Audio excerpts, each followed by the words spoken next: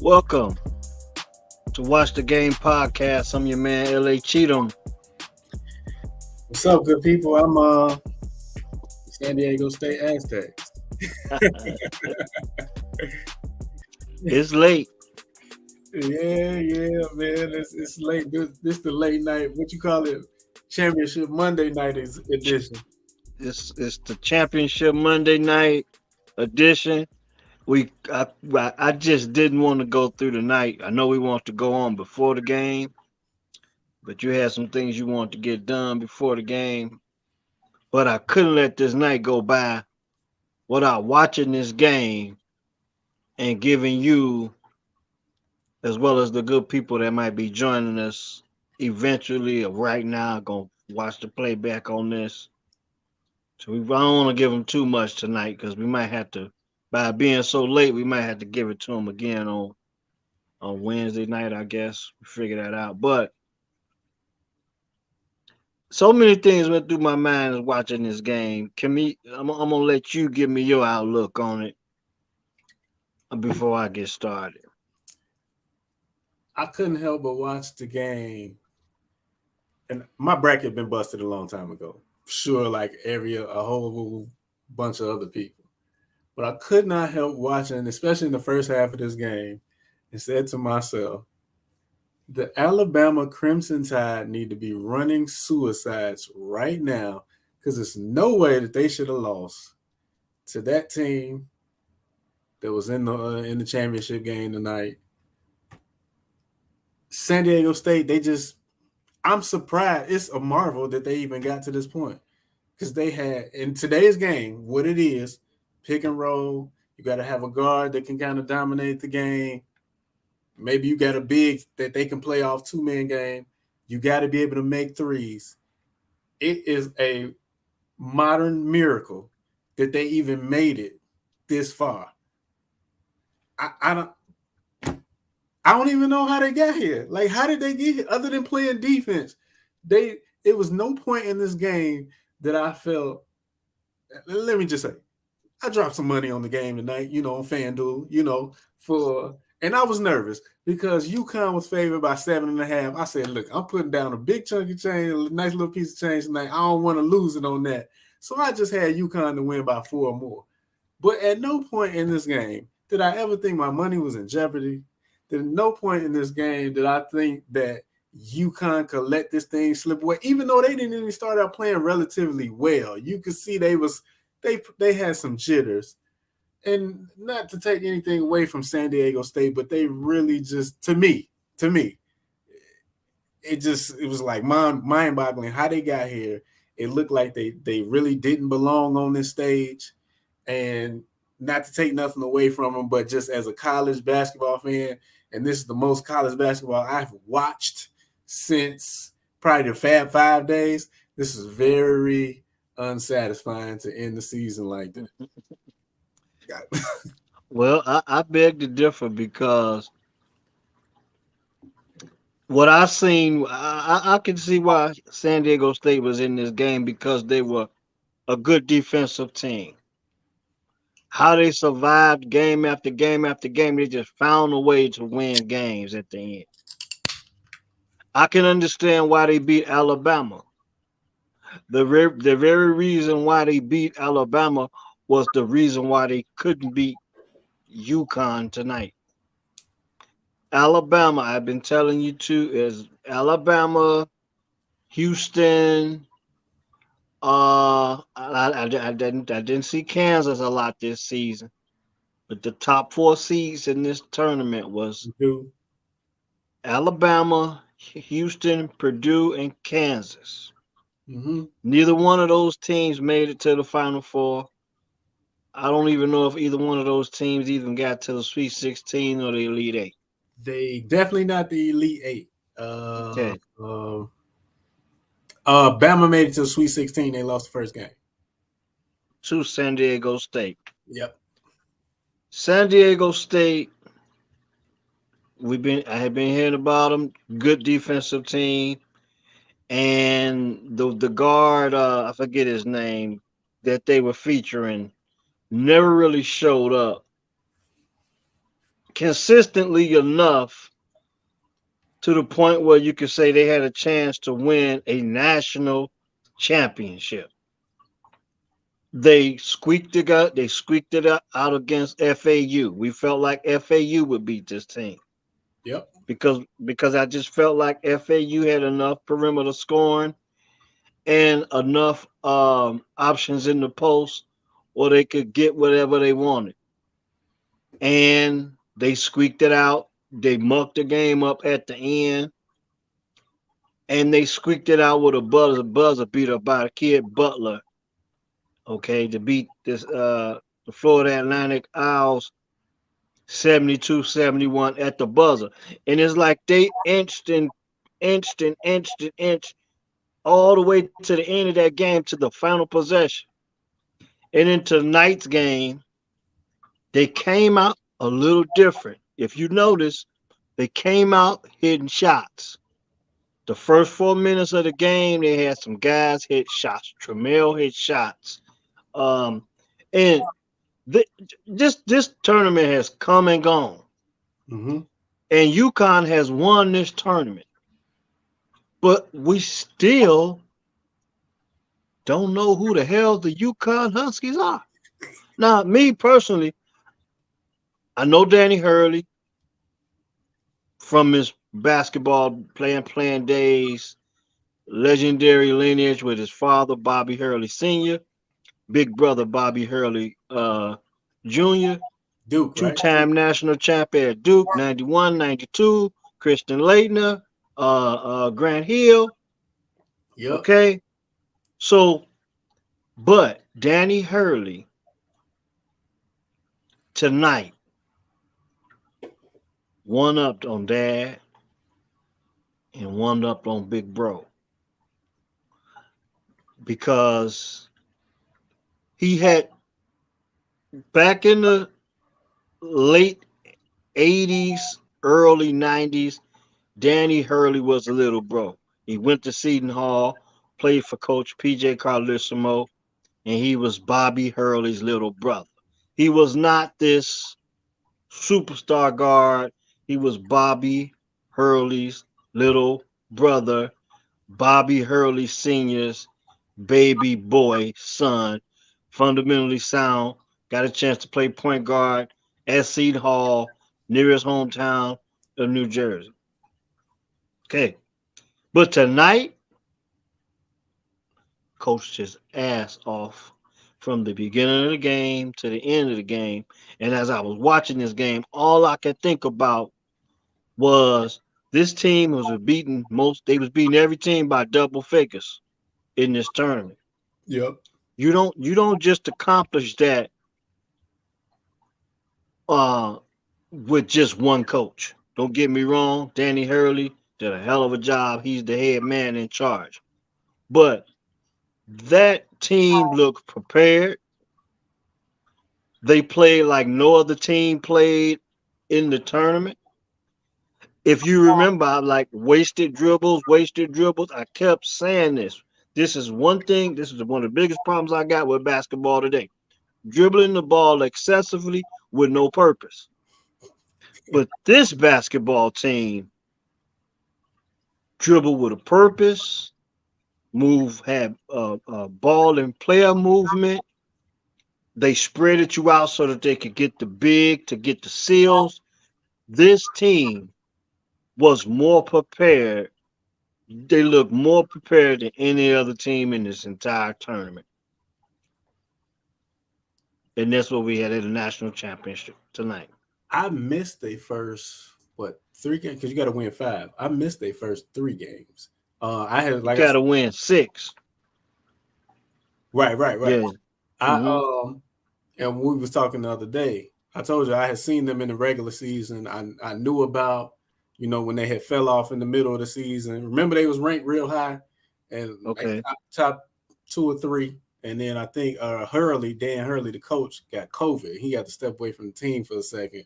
And I think they lost like 6 in a row.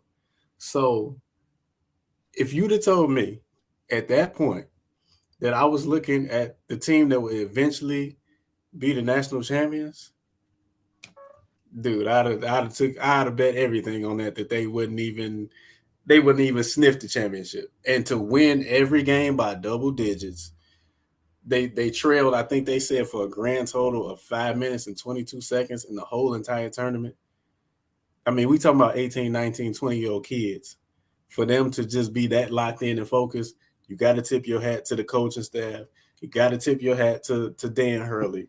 You got to tip your hat to UConn basketball, because they pretty much back. You know, they back on top of the mountain. But they won the tournament. I don't know if we got the best four teams, but they won the tournament. They the champs. Oh, you got the best team in the tournament. The best team in this tournament won the championship. That's without question. It's a 6-game winning streak. Right. They won each game by double figures. There's no doubt in my mind that they were the best team in the tournament. Most definitely coming into the tournament, they won the most impressive. Probably they was nowhere near the highest seed. I think they came out of the West Regional, right? Yeah, every time they done won it, I think they said they came out the West. Okay. This is one thing. This is a story from the beginning of the tournament that tied me back to UConn. They had nothing to do with basketball, but this is where we come to the national championship game. There was a story. UConn was placed in the West Regional and they were starting their tournament in Las Vegas. They had a hotel.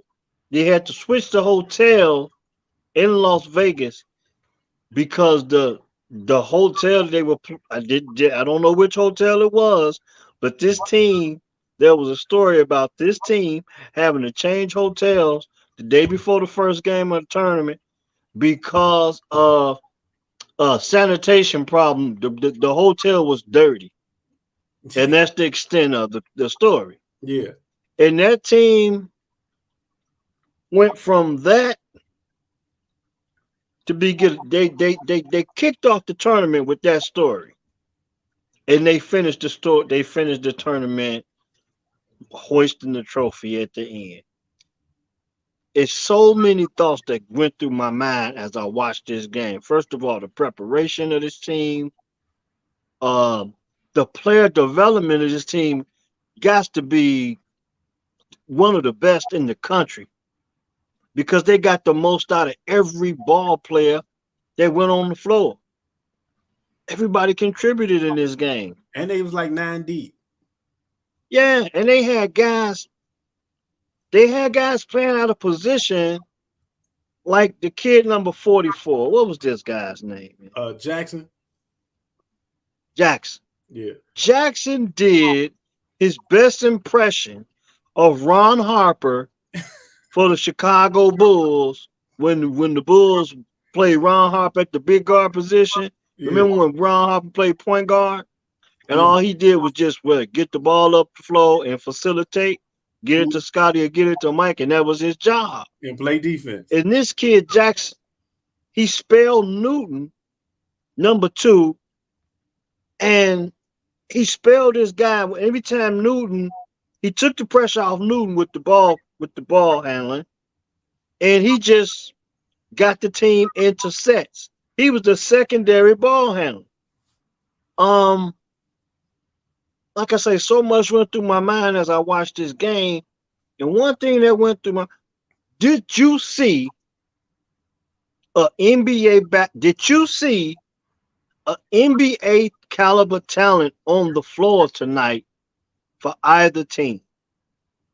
Potential wise or just right now as we potential. Probably Jordan Hawkins.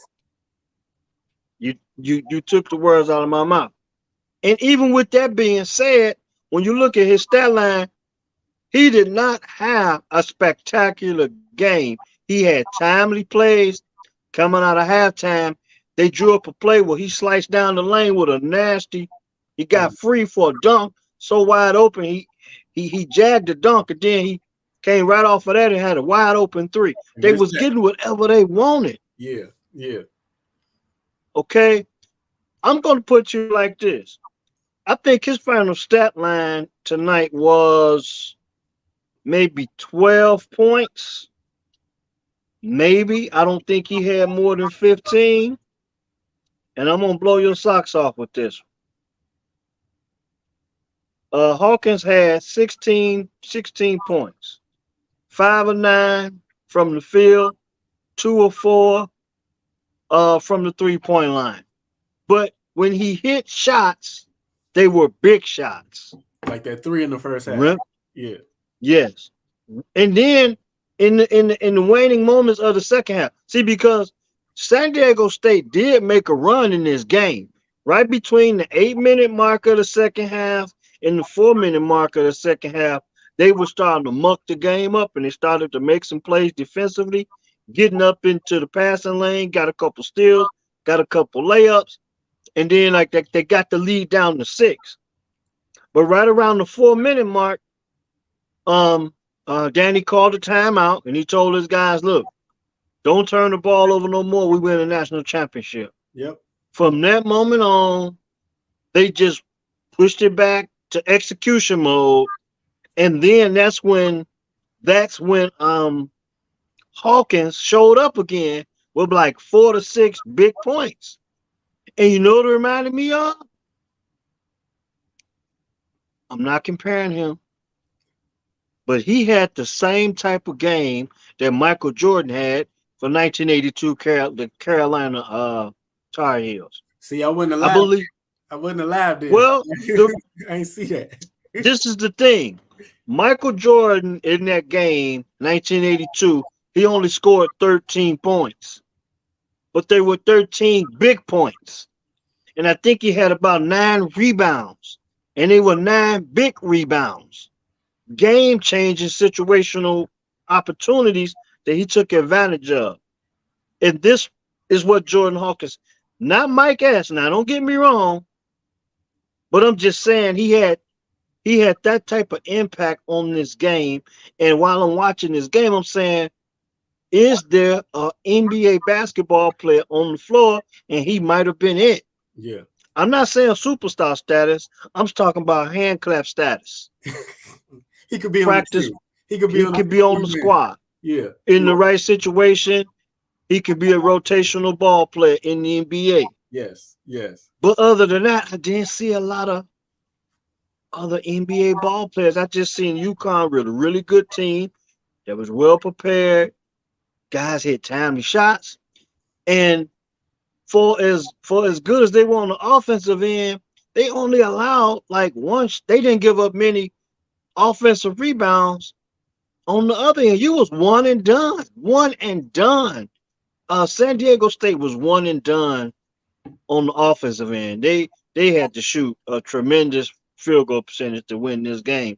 They weren't able to do it. And that's what I come back to. It's amazing they made it this far when they didn't have a low post presence that they could dump it in, and like a Edey, or Edey was the Naismith Player of the Year, so I don't even want to say it like that. But they didn't have that guy they could just throw it into to have the defense collapse, because maybe he had the capability to get buckets. So UConn was able to play straight up. They didn't have to dig, none of that. They didn't have a guard that was just a hooper out there. And what I mean by a hooper, that could just, I can get my own shot.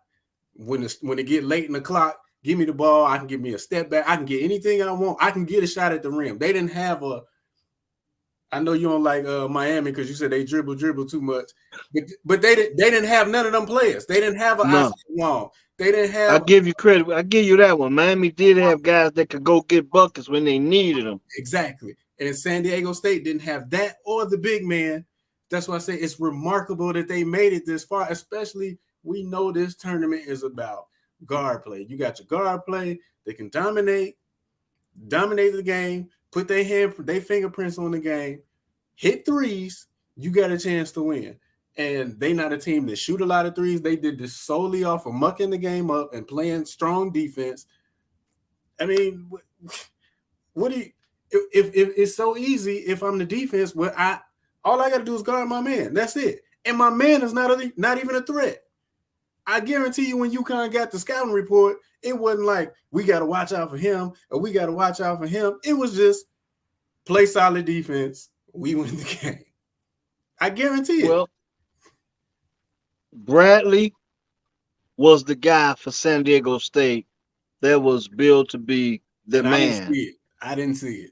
And tonight, I think he finished with 8 points. And whenever he got the ball in his rhythm to shoot, it was somebody in front of him or a hand in front. And then consistently, you would see Tremel, the point guard number 12, he would crab dribble into the lane. But by the time he got ready to raise up or pass it off, he was somebody. It was two guys on him already. All he could do was get rid of it. And then when they did get a shot, it was Contest. one and done, Yeah. contested, and no offensive boards. And I don't know. At halftime, Charles Barkley predicted that San Diego State would come back and win this game. But the way he described they would do it, they hadn't proved it all night. Charles Barkley said that San Diego State has to get more offensive rebounds. Just get the ball on the glass. Well, they were, but they were not getting any rebounds on the offensive end in the whole first half. So how he saw that, I just didn't understand because I'm gonna look at the rebounding comparison in this game. Um, Rebounds. They got San Diego State had it said 12 offensive rebounds, but it just looked tonight like they were just one and done for the most part. They didn't get a lot of chances at our second chance opportunities, and that's why when Charles said that, I did not know what game he was looking at. He probably was drinking the whole first half. I think he just I know he picked San Diego State before the game started, but I think he was just looking at it like they can't play a worse half than they played the first half. Because what they hit their first 3 shots and then they had an 11-minute scoring drought without a bucket. Yeah. So he's just looking at it like it can't be this bad again. He did say that. He said they can't play any worse. But when he started saying that he thought that they had to do a better job rebounding on the offensive glass, I just didn't see that happening because, like I said, we're still getting to know this team. Yeah, we still get. I seen 2 UConn basketball games in this tournament, and it was the Saturday. First game, the semifinal game Saturday, and tonight's championship game. So, but I knew they were winning games by double digits, and that's contagious. When you winning, you find a way to win. When you lose, you find a way to lose. And tonight, the scoring droughts and the lack of scoring for San Diego State was just that was their kiss of death tonight. They were decent on the defensive end at times, but UConn just plays so different from everyone else. I think if San Diego State didn't have that 11-minute scoring drought, we would have got a better game. I think it really got to be mental at that point because, like you said, winning breeds winning, losing breeds losing. You don't score versus 11 minutes versus a team. It's like, well, damn, how we gonna get a shot? How we gonna get? Everything is contested. We can't get to the rim. Our offense ain't working. Not like how we gonna do this?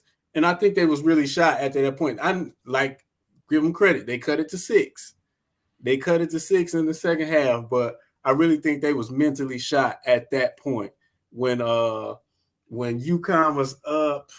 What did they get up in the first half? 12, and then they came out at the beginning of the second half and stretched that thing out to 15. And that's a lot to deal with. That's a lot of pressure, man. Just when you consider that San Diego State is considered a really good defensive team, they gave up 76 points tonight to UConn. And then even in the FAU game, you could tell the seams were busting on their defense because in the FAU semifinal, they had gave up the most points in the first half that I think they had gave up all season. I can't remember what their number was, but they gave up more. They were starting to give up more points.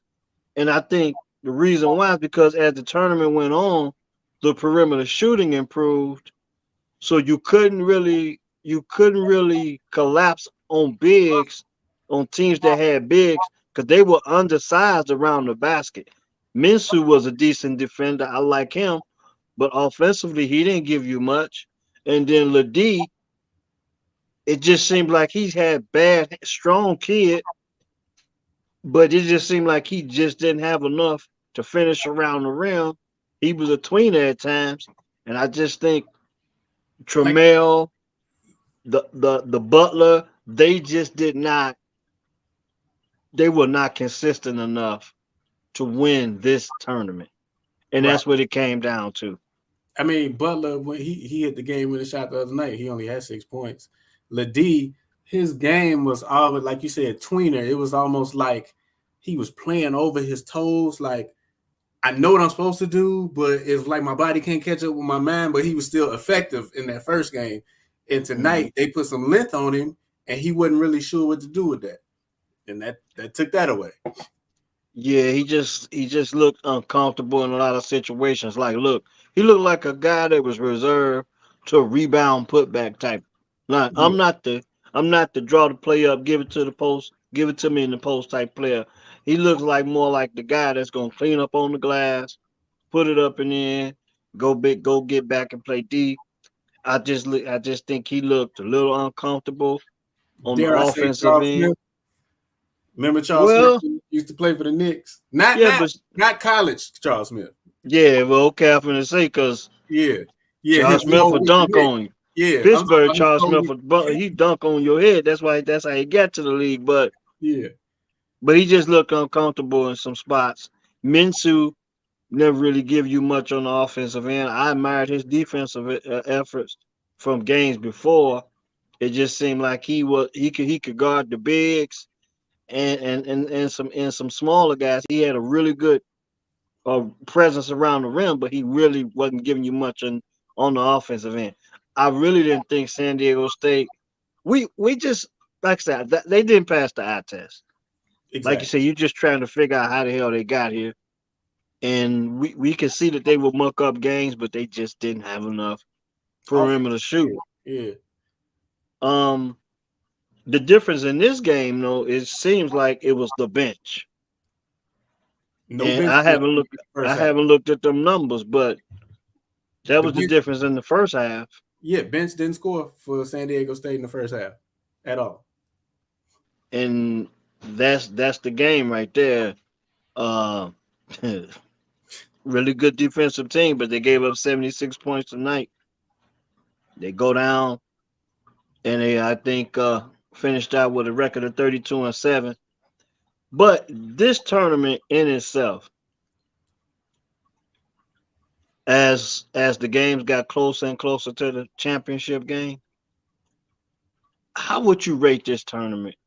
What we talking about? Scale 1 to 10? Yeah, I can get let's go from 1 to 10. How do you feel about this tournament? How entertainment factor? Would you watch this thing all over again? Nah, nah. So that's why. So when you said, I was just about to ask you how you want me to break it down based on chaos, entertainment factor. Like how do you? And when you said entertainment factor, nah. This comes in at a whopping 3.25 out of a 10. I'm just looking at it from the casual fan. The casual fan, there wasn't the blue bloods there. You didn't have the kid that you could watch, like, oh, this kid is going to be an NBA lottery pick or whatever, so you could get behind him. I think it was too many, quote unquote, Cinderellas in the final four. It was 3 out of 4 of them was quote unquote Cinderellas. It just took a lot away from it. 3 out of the 4 teams were there for the first time ever Yeah, in the school's history, in the men's basketball history. When you talk about FAU, Florida Atlantic, Miami, and San Diego. San Diego State. Yeah, This was all 3 of those teams' first time making it to the Final Four, and that kept our interest to an extent. But as I think about it, and I think about this tournament overall, it wasn't a great tournament, but it kept our interest because I just think based on tradition. This game itself, I don't think I seen a lot of NBA talent on the floor, but I had a lot of respect for the way UConn played as a team, how prepared they looked on both ends of the floor. I had a great appreciation for that. And from a like the casual fan standpoint, it was probably a snoozer Yeah, because for one thing you probably didn't know much about the teams, and then it wasn't really played above the rim, wasn't a bunch of spectacular plays.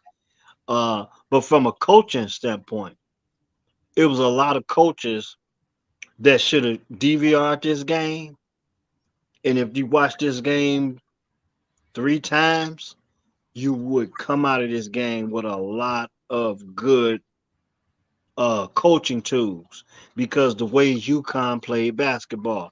When you look at this game, in every situation they exploited, meaning when they got the ball off the defensive glass, they pushed it. They tried to get the easy break. When the defense was set, they was running real good sets. And they did it every way possible. They would post up the big. They would get ball player movement, screen. They were playing San Antonio Spur like basketball, that's a great or analogy. even like Golden State basketball. And it won all of that dribble penetration. One guy, they were sharing the basketball, moving the basketball, spreading the defense out, and getting what they wanted. From that standpoint, just great execution of basketball from a coaching standpoint. The basketball purists had to love the way this team played basketball throughout this tournament, not just tonight. Right. Yeah, they play consistently the same way. It wasn't like they got here and morphed into something else. They play to who they was. Um, I'm just trying to recall going back out of the game. I mean, it was so many games we watched in the last 3 weeks.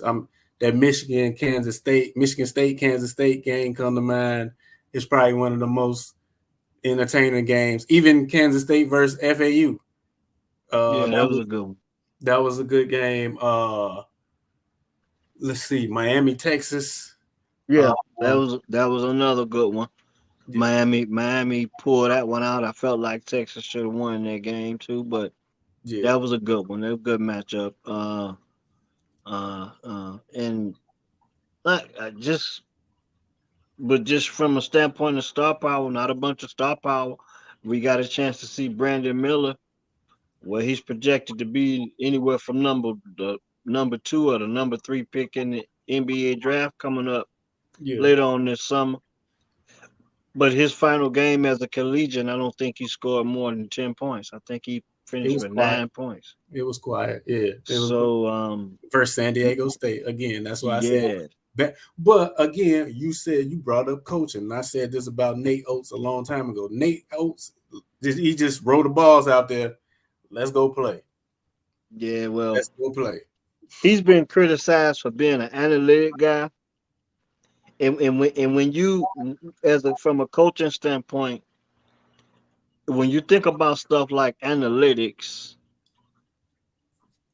it's like how do you strategize for analytical basketball?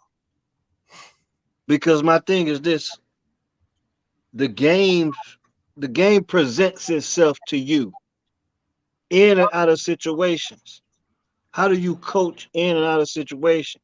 When I heard that he was very big on analytics, now I can understand why his team lost the way they did. Because I think they only lost to San Diego State by 7 points. You remember I pointed out they went 3 for 27 Yeah, from 3 point land, and that sounds like an analytical stat. yeah, Meaning if we gonna shoot enough of them, we should make enough of them. But when you lose by 7 points and you shoot that bad from the 3 point line, that just means to tell me you were not able to find a matchup or two that you could go to when you needed a bucket. You lost by 7 points with probably the most talented team in the country. And I will say to their credit, that's how they didn't play it all year, shooting the three ball. But I was just disappointed in Brandon Miller. Like I said, every night he walked out there, he was the best player on the floor. And part of being the best player on the floor is recognizing, like, yo, I got to do it tonight. And he waited too late. He Yeah, waited too but late. but but this the thing when it comes to that is you're talking about a freshman, maybe an 18, 19-year-old kid. At some point, your coach has to coach you up. Now, don't get me wrong, there's some exceptions to the rule. Very special guys that just has it. They raise their level. Melo. Carmelo, you took the words out of my mouth. Carmelo Anthony was one of those guys. He just figured out a way to get it done. He took his team to the national championship and say, by the way, I'm on my way to the league.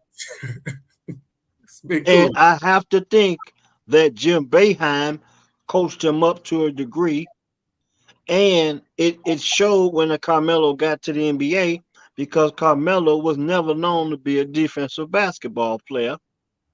So playing at Syracuse, he played primarily 2-3 zone as much as they possibly could. But Yep. my point is this: Car- Jim Boeheim got the best out of Carmelo, and he found a way to let Carmelo be Carmelo amongst the other guys on the floor. Because I remember that team had some other Jed Akeem Warwick, uh, McNamara. yeah, Dwayne kid from out of Bloomington, Indiana. I think that was, but that team was talented enough to play through um Carmelo Anthony, and they won a national championship. This was back in 2003, and that's what I'm saying. I got to believe that Jim Boeheim put him in position to be who he was, and that's what you're talking about with Nate Oates. He he just depended on guys making shots, Mm-hmm. but at some point in time, you got to be like, if I could coach a superstar player in for 10 games, then games games number 11 through 20, I should be able to come up with some on the board because I've seen this kid enough to say we can get this whenever we want with this guy. We can put this guy in this situation, and if we do nothing else but get him to the foul line, this is what's going to work. You never saw that with Brandon Miller. Brandon Miller made shots. Brandon Miller probably, he was defensively, he was decent on the wing. And one thing I touched on when we talked about point guard play, and I was talking about with UCLA with the Oh, point guard. Tiger. What's his name? Tiger. I can't remember his last name right now, but I know what you're talking about. Yeah. So guys like Tiger, like I say, I forget his last name too, but and then um uh, uh what's the kid's name for Alabama, the point guard? Quinterly. Uh Javon Quinterly. Quinterly. Yeah. I felt like, and as good as Brandon Miller was, I felt like that team had Quinterly had to have respectful games, meaning he had to hit open shots, he had to make enough plays for other guys other than just Brandon Miller. But they showed up against San Diego State and they just tried to make shots. They just tried to make shots. 3 for 27 3-point land. Sounds like they were trusting the analytics, and that's what it sounded like. So the best team in the tournament won tonight, man. UConn got it done. They played read and react basketball. They played 4 round 1, spread them out, get it to the big boy. Sedona is his name. Yeah. Sadone, something number 21. Him. Dude, it was so many things I was impressed with this team tonight with UConn because with a kid like Sanok Sanogo, this kid, you wonder how long he's been playing organized basketball. And how many times have you seen the big go to the free throw line and chuck free throws. He This was hitting guy, he was hitting his free throws. He was sealing off his fundamental game, his footwork, the things he did for him.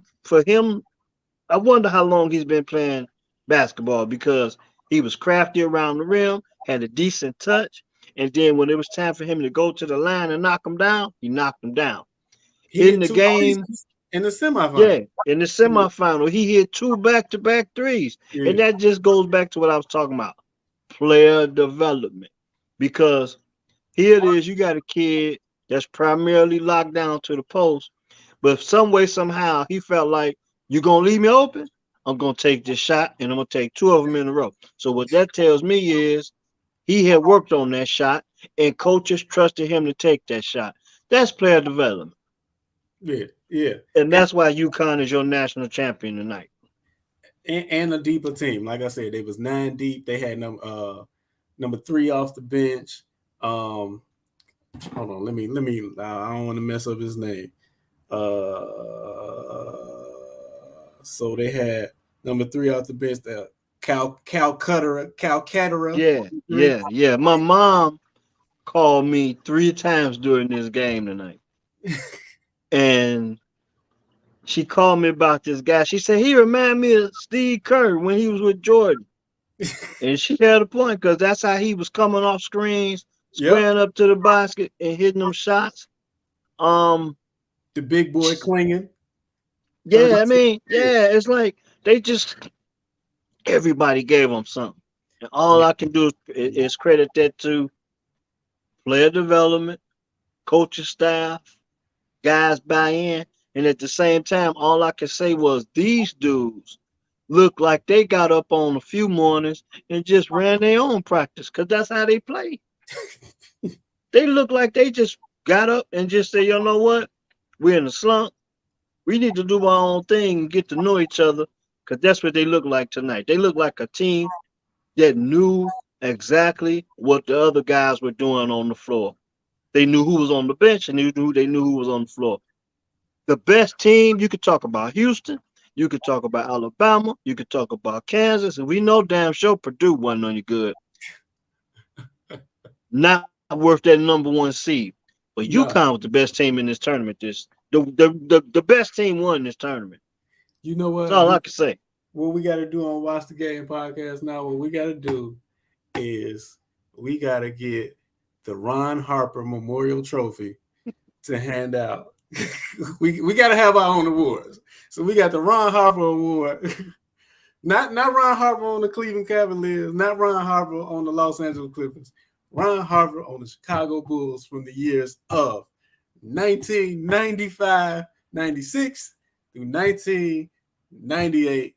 We give an award, the Ron Harper Award. Andre Jackson, you are the first recipient of the Ron Harper. Yeah, because what was his stat line tonight? Tonight he had 5 points. 3 points. Oh, I thought 3. 3 points, He had 6 assists. 3 points, 3 rebounds, and 6 assists. Yeah. Hey, all he did was manage the game, man. He was the secondary ball handler when to give Newton a break, and Newton played a hell of a game. He had 19 and 10. This kid had 19 points and 10 rebounds. Just spectacular, man. And I don't know if we're gonna see any of these guys in the NBA. Yeah, we just watched the national championship. I don't know if we're gonna see anybody. Yeah, they'll be back. Yeah, minus Jordan Hawkins. Maybe Jordan Hawkins will be gone, but the majority of these guys will be back next year. I was impressed.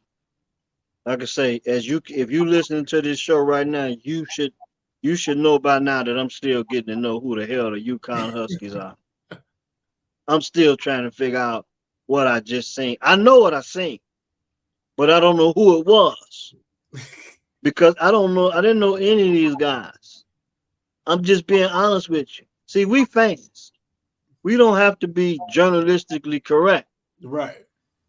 Okay. So I can be honest with you when I sit here and tell you, I know what I seen. I know I seen good basketball being played on both ends of the floor.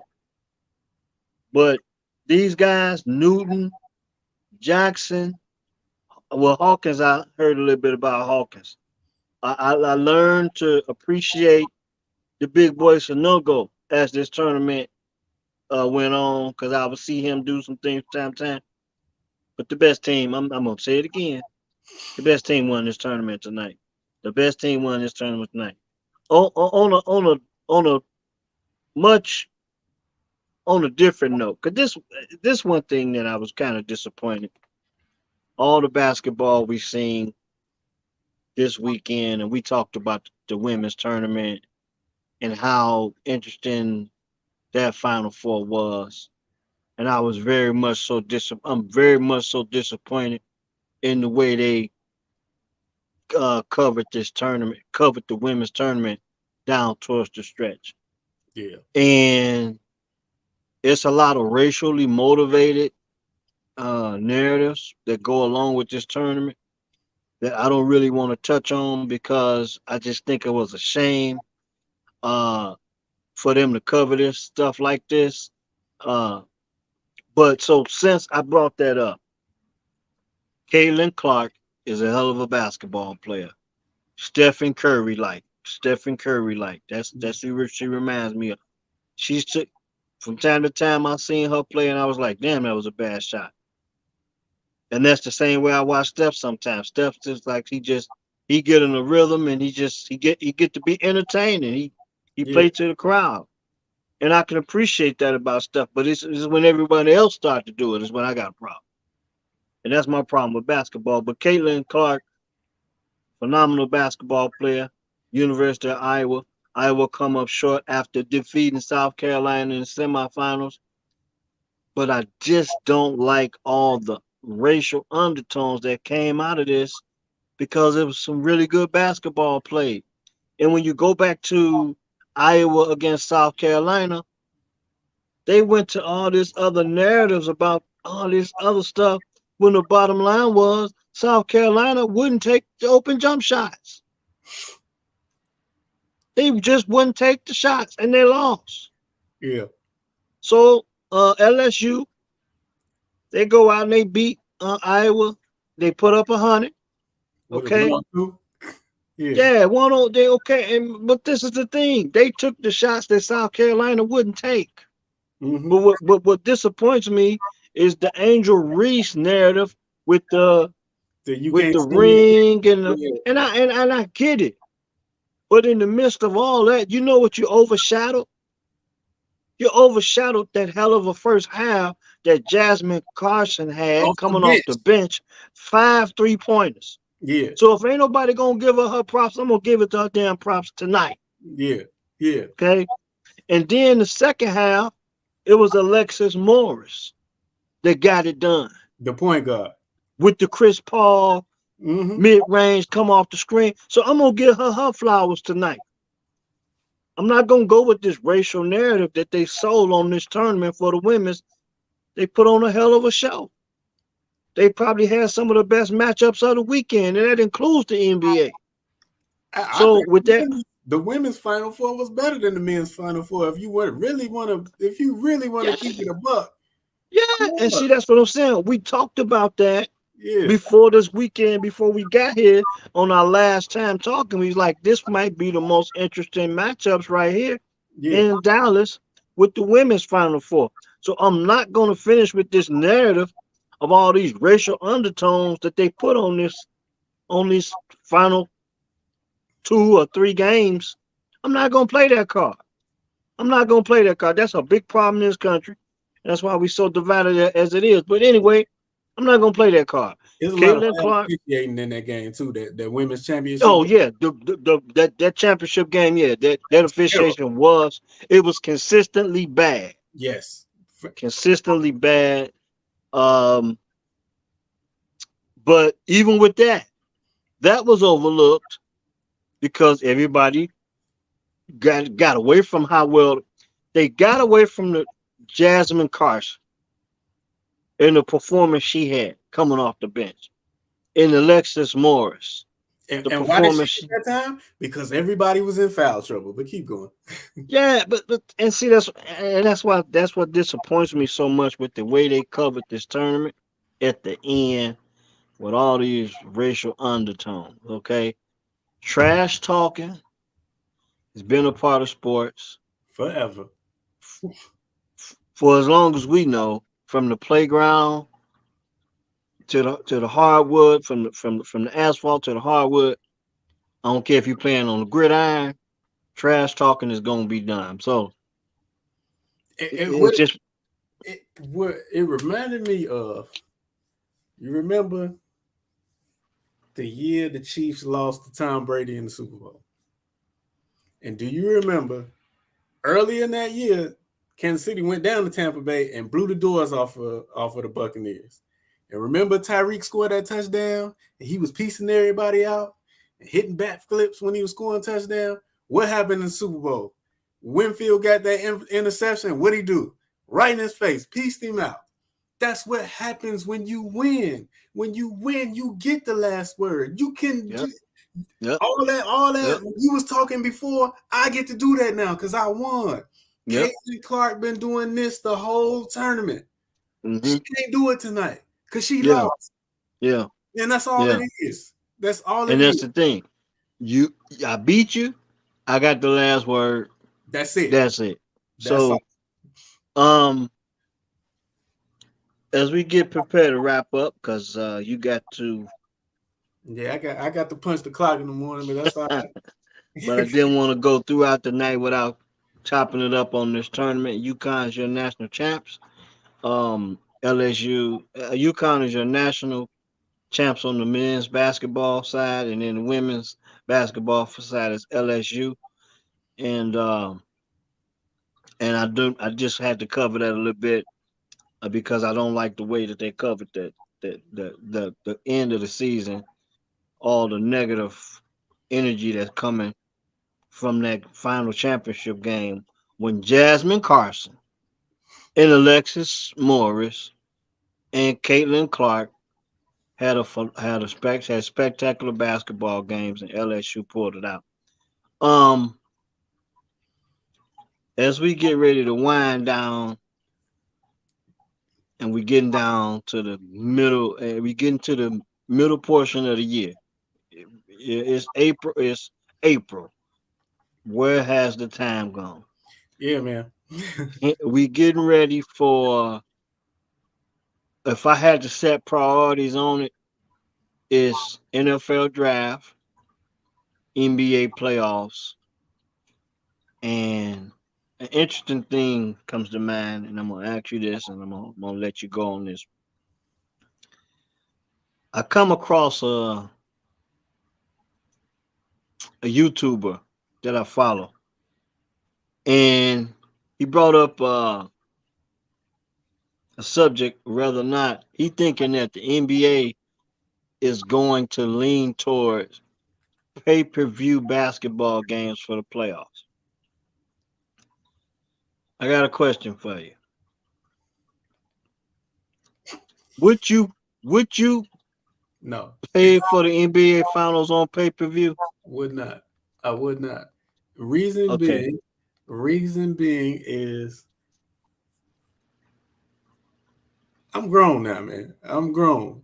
It's hard for me to sit here and tell you that this 24-year-old kid or this 28-year-old kid is my favorite player and my world, my sport, NBA sporting world revolves around watching him. That ended with Dwayne Wade, okay? Dwayne Wade is 1 year older than me. His birthday is January 16th, mine is January 11th, okay? So I was safe in doing that. I'm older than LeBron. I respect what LeBron is, and I watch him for the greatness of the generational talent.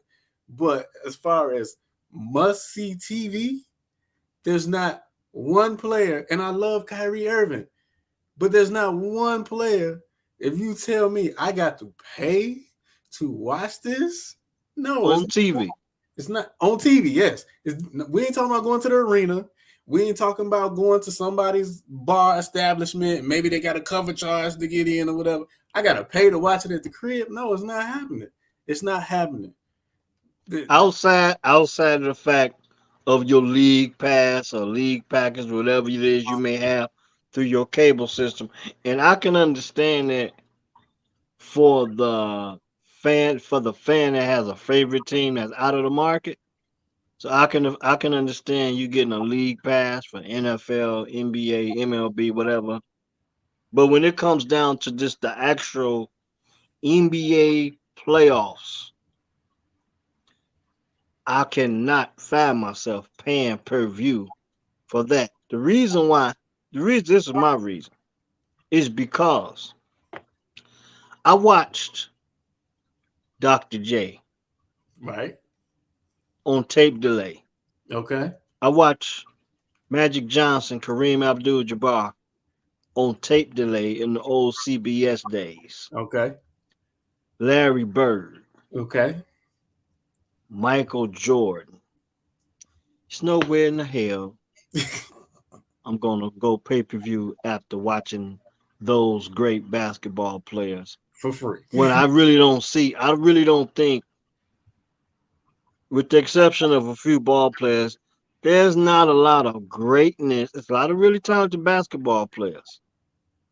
But considering the fact when you got load management, so I may turn the damn game on and he ain't playing tonight, whoever that may player may be. So I just can't find myself going pay per view on the NBA. And I just thought I'd bring that up to you. But we And getting ready for the. I don't even like the way they play the game these days. So That's that's why. another reason. That's why I can appreciate what the UConn Huskies put down tonight. College basketball is my jam. Yeah. But they don't. It's not. They shared the ball. They move without the ball. I can appreciate the way they ran. I can appreciate how they played the game. The bigs ran the floor. They got out in transition when they got a ball off the glass. They ran. They played the game the way it was meant to be played. Okay. Wasn't nobody dominating the ball. The point guard was always trying to get the team into something, a set, even if he was calling his own number, because down towards the end of this game, Newton did call his own number and he did finish. But just can't see myself watching pay-per-view basketball when it comes to the NBA. Yeah. I don't Not. give a damn if it's the NBA Finals. If I could turn to ABC and watch the NBA Finals now for free, what make you think I want to pay for? And I don't. I think the ratings, I don't think are doing all that great in NBA compared to what it was when Kobe, maybe when Kobe was playing and Mike. And I think the interest of the NBA ratings started to go down back with the San Antonio Spurs because they were winning, they was efficient, but they weren't very entertaining.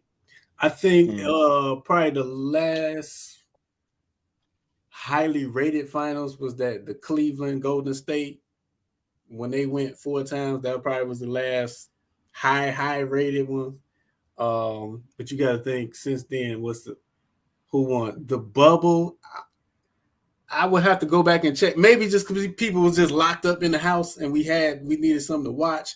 Maybe that one was pretty high, but yeah, I can't imagine last year was pretty high. Well, no, Steph was in it. Steph was in it, so I'm sure. that was a decent finals with Yeah. Boston and Golden State. But Um, the Milwaukee and Phoenix one, I don't think the ratings was that high on that one. yeah, you're right. That was like the year after the 20, that was the year after the bubble. Yeah, yeah, but yeah, but the bottom line is I don't see myself going with the pay-per-view option when yeah. it comes to the NBA Finals. And that's what I want to find out because it's been on my mind for about a week. I've been wanting to ask you that question because it came up in some other spaces. I follow a dude named Carcino, and he was talking about it. But so shout out to him for bringing that up. And like I say, he's thinking that the NBA is going that route where they might want to have us go pay per view in the future when it comes to watching NBA basketball. So it's been real. UConn on top of men's basketball, LSU on top of ladies basketball. Now we got the NFL draft to get ready for later on in the month, NBA playoffs, and Baseball uh, kickoff. Sox ain't yeah, off today. yeah. I don't know what my Yankees did. I ain't checked yet, but I know. that's what I was gonna ask you. How your Yankees do and stuff like that. You know we're gonna check in on that periodically. But that 162, I can't keep up with the 162. Yeah. But some interesting things though when you talk about baseball is the pitch count, the clock, The pitch clock, yeah. and they saying that they shaving about 26 minutes a game off the national, the natural running time of a typical baseball game. So seem like they getting the pace of the game to go up, and you can't just watch the game the same way you used to. You got to just stay there and watch the game because you might miss something now because that pitch count is on. Yeah. Another thing too, opening night. I know you had to see this. Opening night. White Sox, Struggles. Houston. Yeah. Megan Thee Stallion. Yeah, I saw it. Man, I'm not a Meg Thee Stallion fan, but I can appreciate Meg after that one. Hey, But hey, you preach to the choir. You had that white on, I was there for it. yeah, boy, I mean, but like I say, some interesting things going on with baseball, starting with Meg on opening day. The bigger bases. I can't go over with all the rules, but some exciting things when it comes to that. But the 162 is a marathon, so we might catch back up with them in October when everything's coming down to an end. Yeah. We got NFL draft coming up. We got NBA playoffs coming up.